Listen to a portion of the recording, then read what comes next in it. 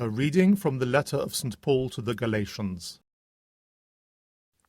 It was not till 14 years had passed that I went up to Jerusalem again. I went with Barnabas, and took Titus with me.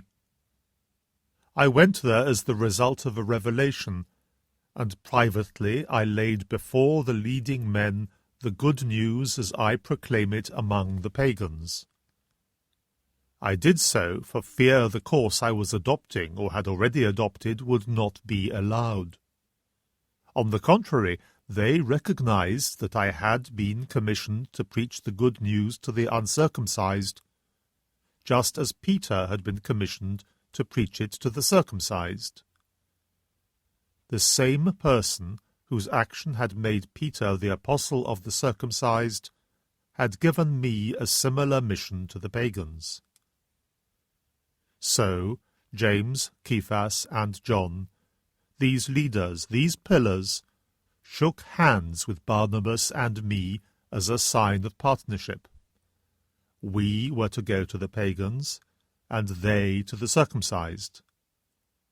The only thing they insisted on was that we should remember to help the poor, as indeed I was anxious to do.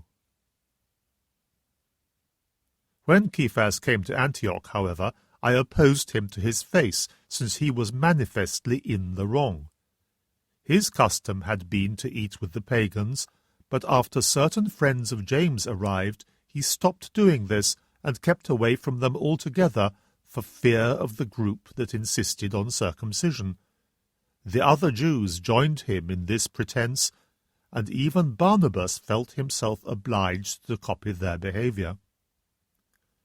When I saw they were not respecting the true meaning of the good news, I said to Cephas in front of everyone, "In spite of being a Jew, you live like the pagans and not like the Jews, so you have no right to make the pagans copy Jewish ways."